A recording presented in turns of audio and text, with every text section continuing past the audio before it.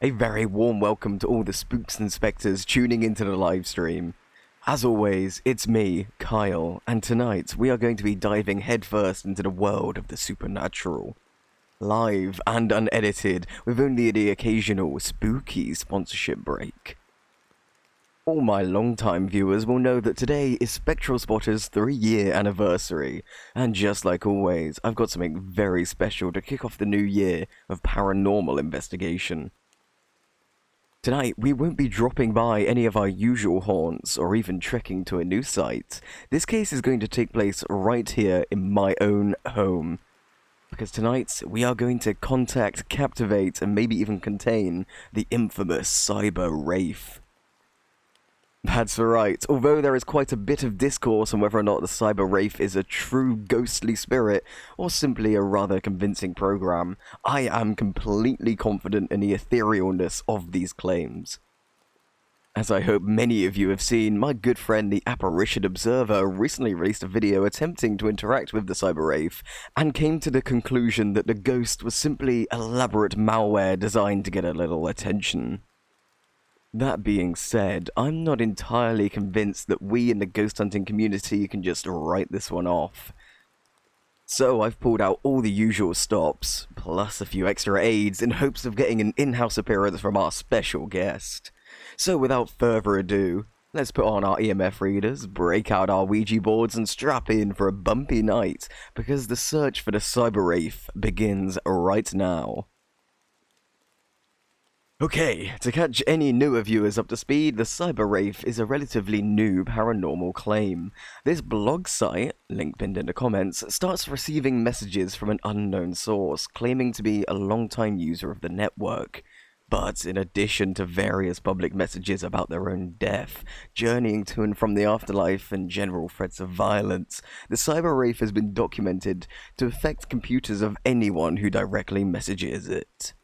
And in addition to that, there are rumors floating around that the cyber-wraith can actually manifest when it chooses. So, I've backed up all my files, cleared any sensitive information from my PC, and firewalled my Wi-Fi connection to hell and back, which means I'm ready to send a DM. Now, before I send this, I want to make one thing clear.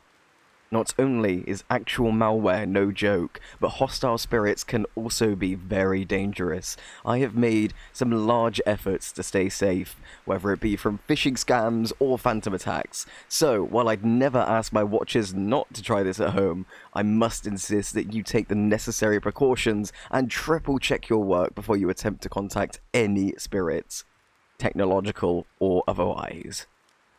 Okay, with that out the way, let's send a message. Hi, my name is Kyle and I run a little ghost hunting show. I would love to talk with you, if you'd be up for it. Oh, nice, we got a quick response. A few hunters have gone for hours without getting as much as anything, so it's nice to make some early headway. Yes, I run Spectral Spotters. You're actually live right now. Anything to say to the camera? Well, it looks like the cyber-wraith is a fan of the show. Or it's already managed to crack into a little bit of the info I've intentionally left on this device. Don't worry if it's that second one. I've implanted plenty of faulty facts on the computer so we can see if this is just a program reading integrated files. Oh, can everyone see that? The cyber-wraith just responded to me speaking. Now, the Apparition Observer, who frankly knows a lot more about computer stuff than me, thought this could just prove that the malware can utilize the microphone in my monitor, but I'm feeling pretty optimistic. So, I guess that means I don't have to type out messages anymore, right, cyber-wraith? I'll take that as a yes. First things first then, as far as I could tell, you've never referred to a name for yourself, or much of any allusion to gender identity. Are you okay with being called the cyber-wraith, or is there a better name I can call you? You're not responding very quickly. Is it a touchy subject, or...? Oh, I'm sorry to hear that.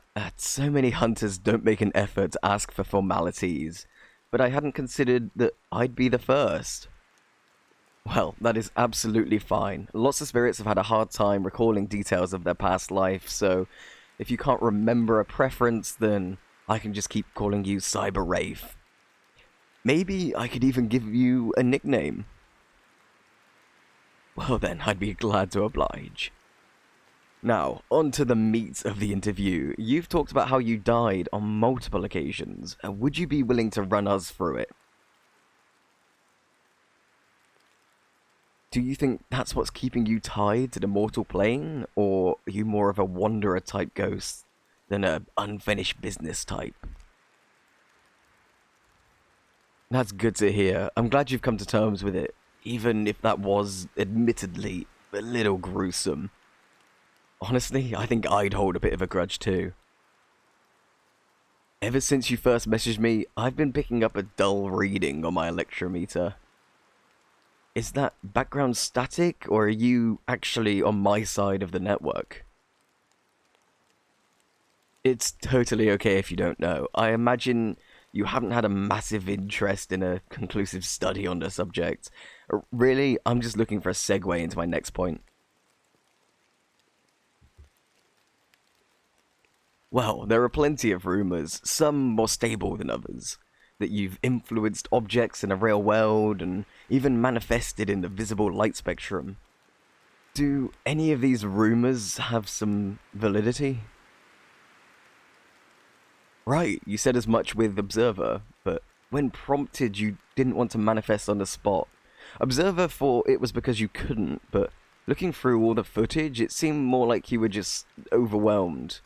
Maybe even a little angry that Observer was being so dismissive. So I was hoping that you'd be a little more open to it now, especially with what I've set up for you. Can you see my room right now? Then I'm sure you've noticed this very suspicious sheet. And now that I'm sure everyone is tearing their hair out about it, it's time to reveal what's underneath. Ta-da! A custom-designed haunting doll, complete with old-timey copper wiring, various simple computer systems I looted from old consoles, and, hopefully, a semi-functional possession entity. I was hoping that, if you were up for it, you'd let me plug in the doll and you could take it for a spin. And you could lift up a pencil or pose for some pictures on my stream and get to stretch a pair of legs for once in who knows how long. Does that sound good to you? You're worried? About what? Oh, I totally see why you might think that, but I promise I have no intent of trying to catch you or anything like that. This show is called Spectral Spotters for a reason. I never capture sentient ghosts, only relocate the ones who ask, and do my best to detain the ones who present an active threat. Yes, I have heard rumors of you reportedly becoming violent, but not only do I have no real proof of those, I suspect that if any of them were true, they were likely caused by a string of negligent actions taken by the hunters. With how you've interacted with me today, I'm not in the slightest bit worried about any of that. I want to emphasize that you don't have to do this. For starters, if you just did a couple of tricks through the screen, that would be just as good for my live stream as you possessing the doll. And even if that would be too much, I would never hold that against you. I'm the one sliding into your DMs. I'm not about to start making demands. Really? You'd like to try it out? Great. Give me just 1 second and I'll plug it straight in. And there, it's all yours. Whoa, easy there, okay. Your skeletal system is mostly plush, so quick movements might not be for the best. You got a handle on it? Oh, I hadn't even considered you'd be unable to message me while possessing the doll. I'll try to keep questions on a yes-no basis. While you're getting the hang of tangible existence, I'd like to take a moment to plug my Patreon. I know. No one likes the brand integration, but donations from specters and spooks like you are what keeps the show going. If you'd be willing to pop into the description, you may like the sound of some of the rewards from upper Patreon tiers, such as pre- and post-stream footage, VODs of every stream I've ever made, and exclusive repeat interviews with some fan-favourite ghosts. And if that sort of donation isn't your speed, you can always check my Linktree to help keep an eye on current Spectral Spotters merch, ranging anywhere from socks and hoodies to my personal selection of ghost detection equipment. Okay, sponsorship segment is over. Wraith here looks a little antsy about all of this, and honestly, who could blame them? But before we sign off, I would love to get a little movement on tape, assuming you're up for it. Thank you so much, I owe you one. Now, I've got some pens that shouldn't be too heavy, and some paper right here, in hopes to prove you aren't just a motor system shoved into a doll. Could I ask you to draw something for the stream? Whatever you'd like, although it would be nice if it was safe for work. No need to be shy. Everyone watching knows I am absolutely hopeless when it comes to art, and I'm going to be drawing with you. Even if you aren't the best artist and the plush arms slow you down, whatever you draw will look like a masterpiece next to mine. I'm glad I could convince you. Now, I'm going to be drawing everyone's favourite ghost hunting cat, Jack-o'-lantern himself. For everyone worried on stream, Jack is in perfect health, but he won't be appearing tonight. A plush toy body plus cat claws equals one very unhappy ghost. I think I'll start with the ears. No, his cute little nose, and then I'll move out. In all honesty, I just wanted to say that so everyone watching would be primed into seeing a cat in my horrendous chicken scratch. Fortunately, it looks like you won't be needing that handicap, Wraith. Even in a possessed body, you are moving incredibly. I'm a little jealous, actually. I could never draw a curve that smooth. While I struggle to make some fur, I'd open my chat to his usual Q&A. Feel free to ask Wraith or I anything, and my mods will sort up the best prompts and send them over to me. And, of course, Wraith, if anything makes you uncomfortable, you can simply pass. No questions asked. I'm thinking you could tap the paper twice to signal that, but whatever works best is fine. Oh, that is a great question. Yes, Wraith's temporary body is one of the haunted dolls that we bought a few episodes back. Great eye on that one. Here's a question for you, Wraith. Are you white-blue colorblind? Interesting. Rather odd for a wandering ghost, but I think that just makes you all the more special. We've got another question for you here, Wraith. Can you go anywhere online, or are you stuck in your chat rooms? Good for you. So many ghosts get stuck in one spot, but I think it'd be so much more fun to roam around a little. Dinner tonight. I'm going to be having some spaghetti, and knowing Jack, he'll probably be swiping a few of my meatballs in addition to his meal. Are you done drawing, Wraith? Okay, wow, you really blew me out of the water. I'm only half done, and I think Jack's portrait was going to turn out a bit lopsided. Oh well, he's a weird little guy, I think it suits him.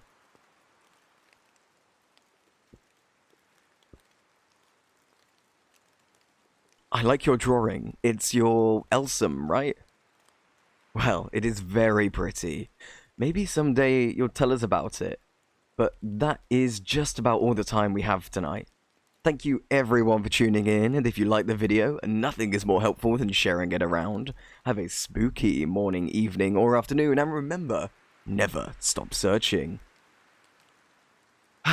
Alright, yeah, that's the stream, Wraith. I'll leave the cameras rolling for the post-stream footage, but that's edited, so no worries about any bloopers now.